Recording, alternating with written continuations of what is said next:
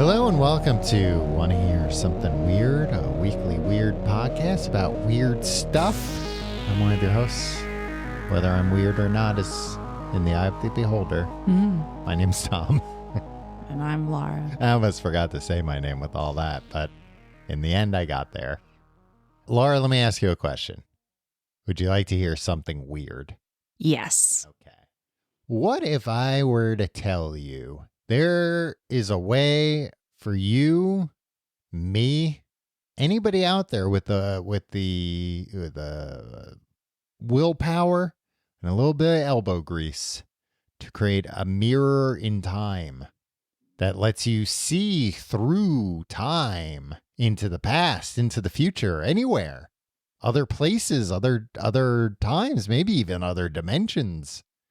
Would you be interested in this product? I would. Yeah? I would be very interested. I'd be curious. Well, according to proponents of this, it exists. And it's called a Kozyrev mirror.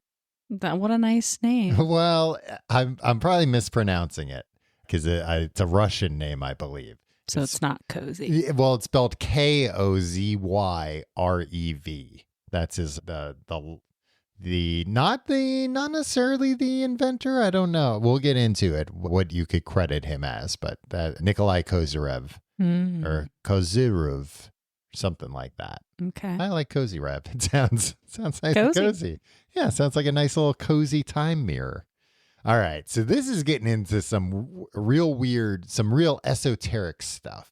I'm ready to curl up with a cup of tea, light a candle, and hear a cozy story.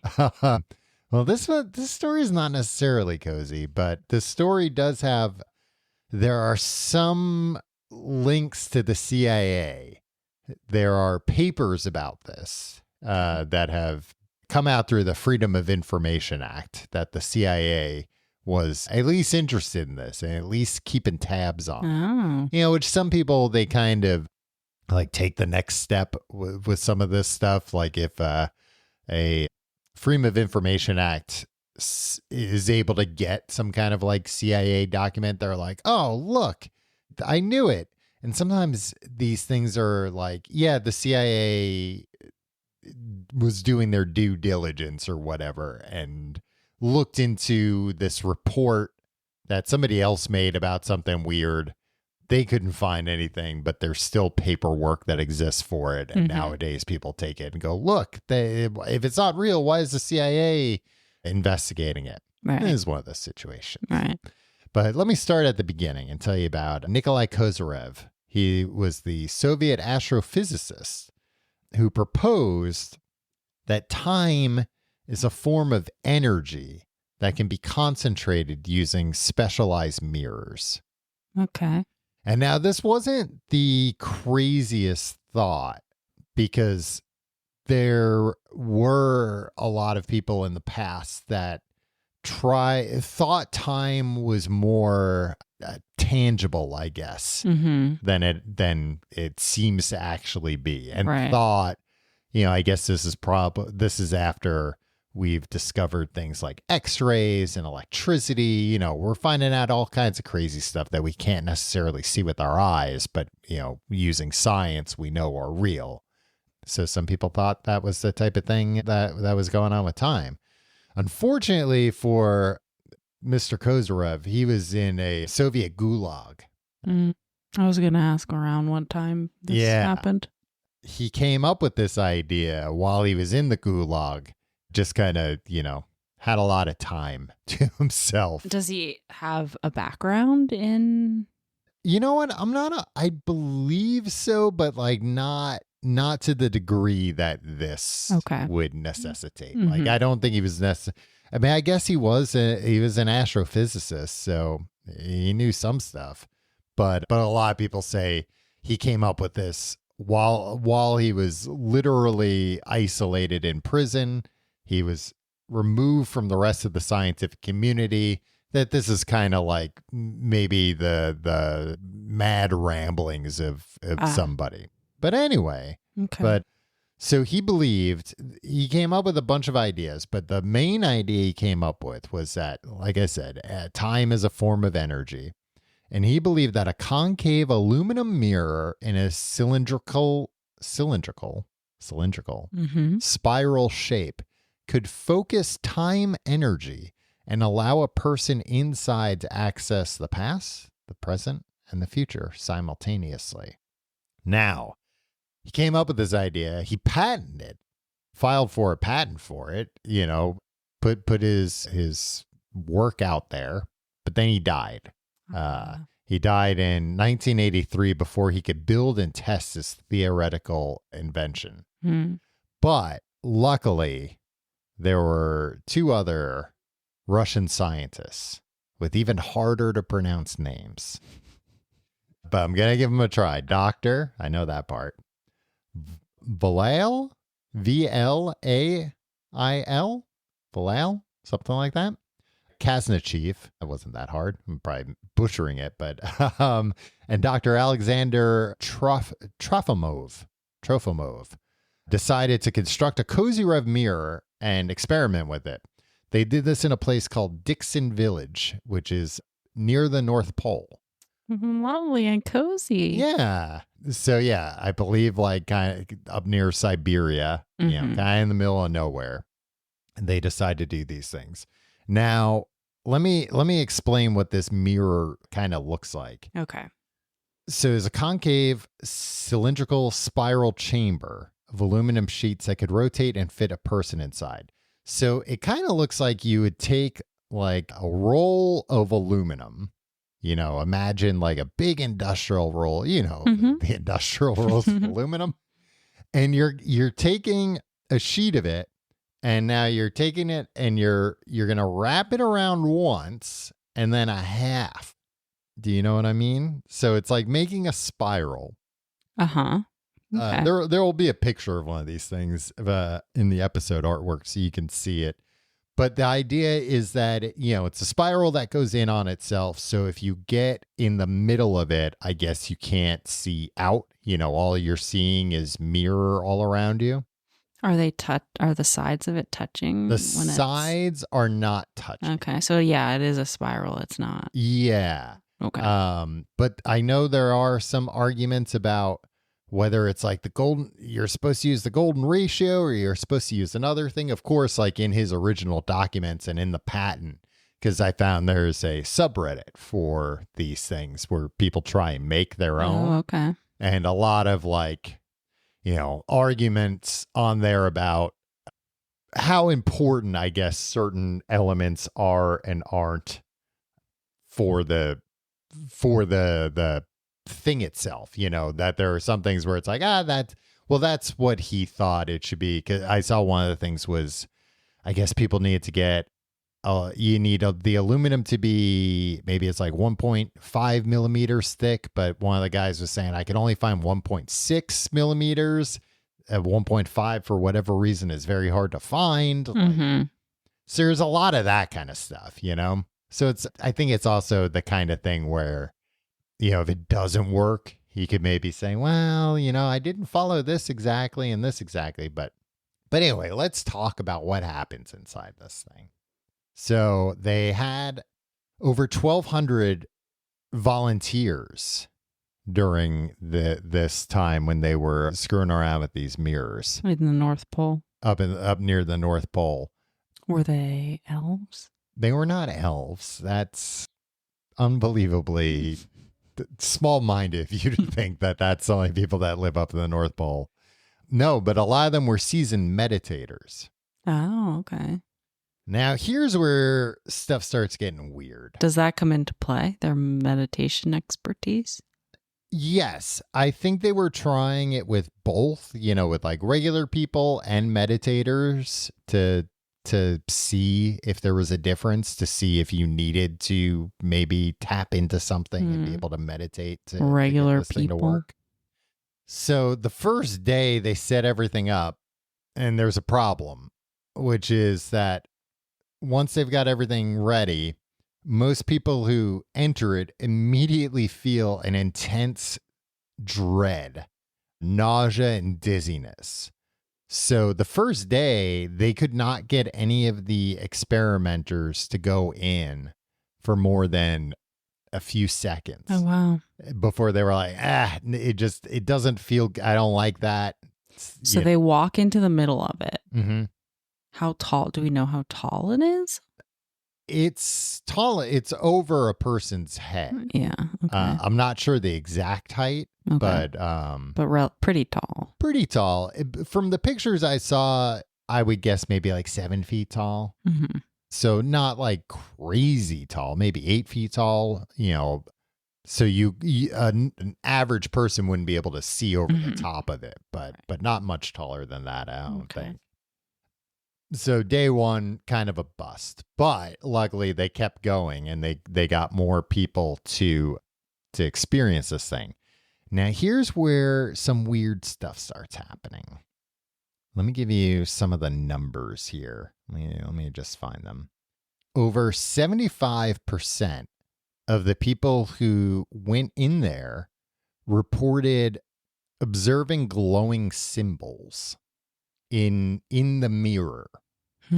And the glowing symbols that they reported, they would describe them to the scientists doing the experiments.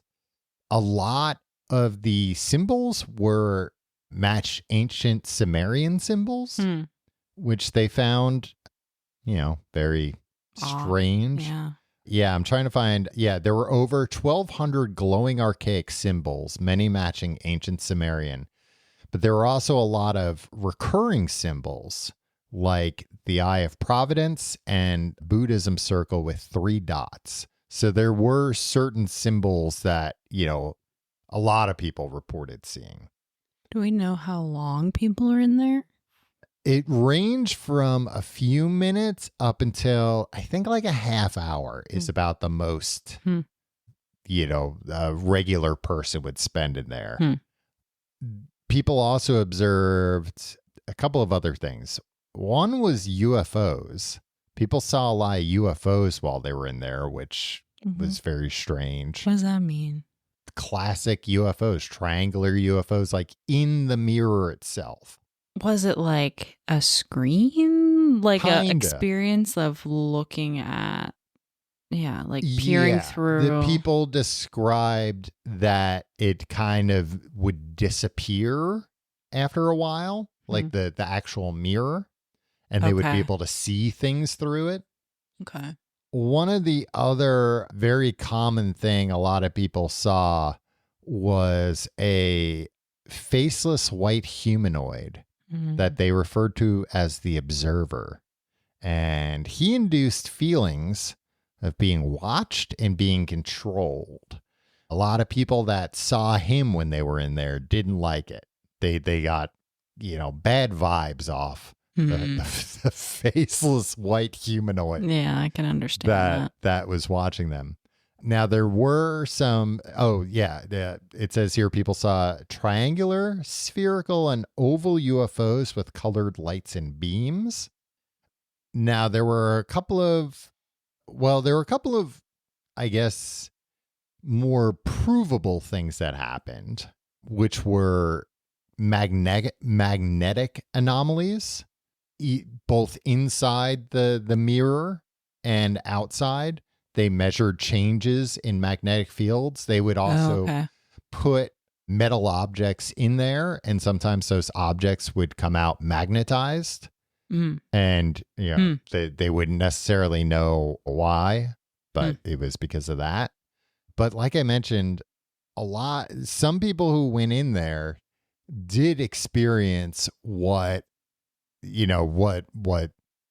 Kozyrev hypothesized, I guess, which is that by being in here, you're kind of finding a way to almost like step out of time. It's not super clear from the reading that I did how somebody could control what they saw, but about 40% of people said that they saw personal past life / childhood events. So when they were inside this mirror, some people saw things that they recognized from their own past. 30% of people witness unfamiliar historical events in great detail. So they saw things like battles that maybe they didn't recognize exactly what they were looking at, but they could tell, oh, this is something in the past happening in front of me here. Weird. They also said that they had it felt like they had physically traveled through time. So the people that experienced this, according to them, they felt as though they were actually in that place now, not just that they were observing it through through these mirrors, that something had happened and they were actually there. Weird. So were there other, do we know if there are other senses? So like like hearing if they could it or smell smelling it? That's a good question. I'm not sure. I believe people heard things. But you know what? I'm saying that, and I'm not sure if people heard things, because then there would probably be records of, if people heard things outside the mirror too. Yeah. But they certainly saw things, according to them. The other thing that happened to them was that a lot of people that left this afterwards started having kind of psychic side effects. Tell me more. So some of them said afterwards they could see auras around living things. Mm-hmm. Some of them reported gaining precognition abilities. So seeing the future before it happens, or sensing the future before it. Maybe not necessarily huge things, but things like, oh, my sister's going to call today, and she calls. And telepathy, that people also claim that they were able to communicate telepathically in some limited cases after going through this mirror. Keep in mind, these people are at the North Pole, though, and it's probably pretty boring up there. I don't know. Some scientists come to town. They got a new mirror. Have you experienced any side effects? Can I go in the mirror again if I say yes? Please, there's nothing to do up here.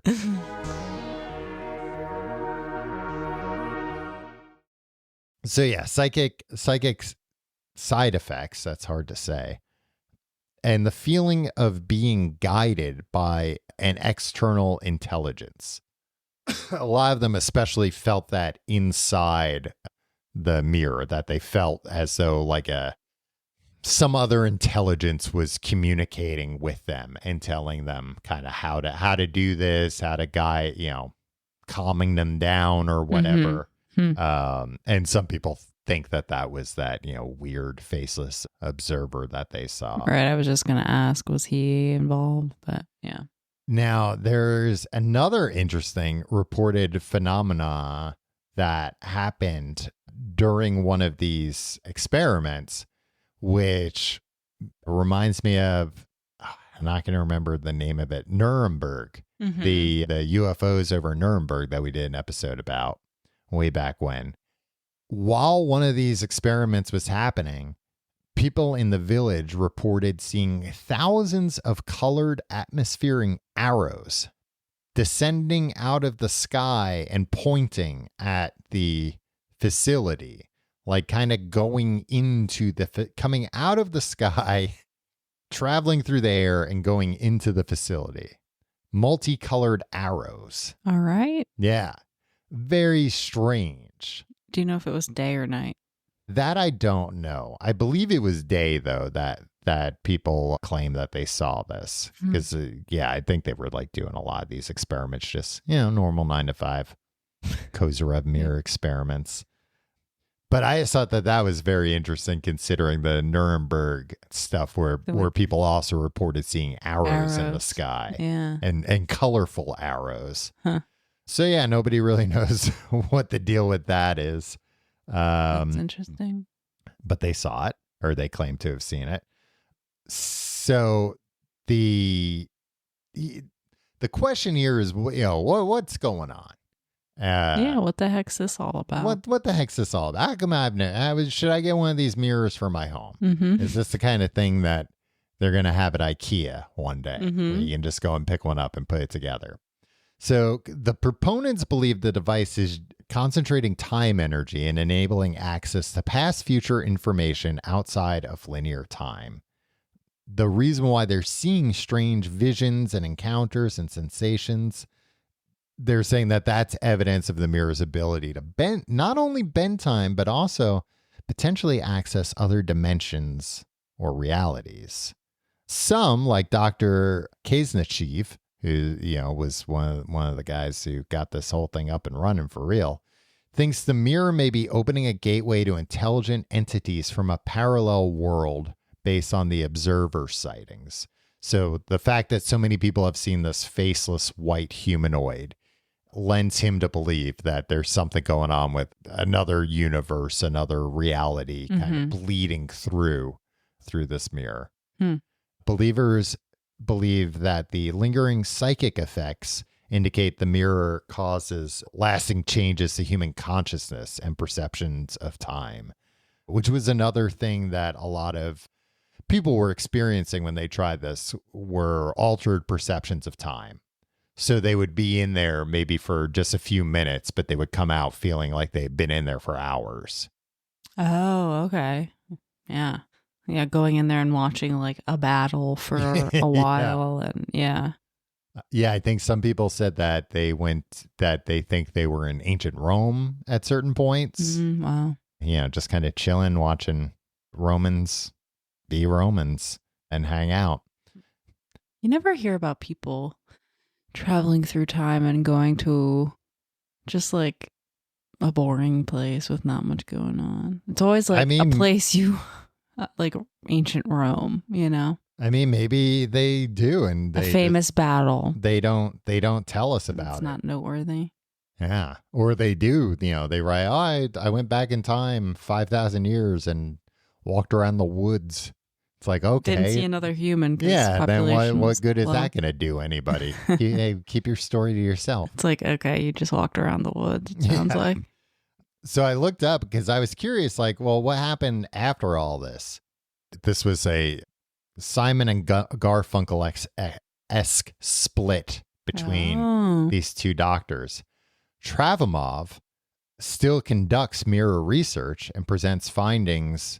He's presented at Russian conferences as recently as 2018. Okay. But Kaznachev, he stopped working on these mirrors over 20 years ago because he was so concerned about its potential to be turned into a weapon or its potential for misuse. He felt strongly that this thing was too dangerous. Wow. And that he just kind of wanted nothing to do with it, which is also like a good, if you and another scientist have been bringing all these weird people from the North Pole into your mirrors, and they've been telling you wacky things, and maybe you realize, like, oh boy, this is all nonsense. What do I do? How do I get out of it? Oh, I'll just say it's dangerous. It's too dangerous. I must resign my position. And like I said, there are people that I was actually surprised how hard it was. Like I said, there's subreddit, and there's like I could only find one person that seemed to like make a real honest effort to make one of these things. And he stopped, even though to my eyes, it looked like the thing was done. So like that kind of strikes me as like, yeah, this guy built this thing and it didn't do anything. Mm-hmm. So now he's quote unquote done because he's probably tinkered with a few different things at some point. Yeah. And, he's probably hitting the point where everybody who told him he was crazy are like, oh, how does that mean? Did you get it working? Yeah. But I did find an ad on YouTube for one in LA that you can go to. I don't know if it's a permanent thing. I forget how old this video was, so this might be way out of date, but there seemed to be one that you could pay and go visit. But I mean, I was looking on, I was like, oh, I'm sure you can like buy these on Etsy, and they'll send you all the parts and you put it together at home. No, you couldn't buy them on Amazon. You couldn't buy them on Etsy. You couldn't buy them. Where else did I check? AliExpress. Man, I'm glad because you would have absolutely bought one, and we'd have one in our living room right now. I don't know if it would. We'd have to move the couch. I mean, they're pretty sizable. Who needs a couch? Which I think is another kind of barrier to entry here. That a lot of people who have started to build these things have gone like, "What am I can't fit this." It's. I think to build it properly, I think the thing winds up being probably like a good 15 feet, wide, 15 feet across. Yeah. But like I said, I think it's probably a lot of people have built these things and nothing happened. Just kind of nothing happened. Because otherwise, just looking at it, it was like, well, this looks pretty simple. And these people are claiming crazy things happen. When you go inside one of these things, you'd think more people would be building them. Yeah. No. But I don't know. Maybe we're getting the word out, and maybe a listener will build one and invite us one day to experience this Kozarov mirror. Huh. Maybe. Would you go inside one of these? Yeah. Yeah. If I could get the ability to see auras. See auras? Yeah. I was going to say, it sounds like worst case scenario, you leave with powers. Yeah. Some kind of new abilities are unlocked. I was wondering if there were sort of negative side effects. I mean, things like if an object is able to go in there and get magnetized, it can't be great for the human body, right? You would think, but I don't know, a little magnetization's not bad. I mean, we're not metal, so you can't Well, yeah, but just thinking if it's able to do that to an inanimate object, then from everything I saw, it was really just when people first went in that they were either like nauseous or had headaches or just like a really bad feeling. Yeah. But if they were able to push past that, it subsided. Well, that's it for this week. That's the Kozarov mirror. That's fascinating. Thank you. Learned something new. Thank you so much for saying that. You're welcome. If you like the show, why not give us a rating? 5-star rating on iTunes or Apple Podcasts or Spotify. Helps a young show like us. Also, you can email us, wannahearpod@gmail.com if you've got any spooky stories or topic suggestions you'd like to hear us talk about. You can send us an email. It's free, wannahearpod@gmail.com. And you can also find us on most social media at wannahearpod. So you would go in one of these things. Yeah, why not? Yeah, right? Yeah. That's why I think they should have more of them. Let everybody try it. Yeah, see if it works. Why? How come people that live in the North Pole have to have all the fun? What about the rest of us? That's what I'm always saying. Yeah. All right. Thanks for listening, and we'll see you next week. Want to Hear Something Weird is a Clamor audio production, distributed by the Cloud 10 Network. Hosted and executive produced by Tom Reynolds and me, Laura Anderson. Executive produced by Aaron Hilliard. Clamor General Manager Rich Statter. Associate Producer Ethan Aronson. Post-production supervised by Devin Ruskin. Production assistant Samara Mullick. Special thanks to Sim Sarna and Saiba Krieger at Cloud 10.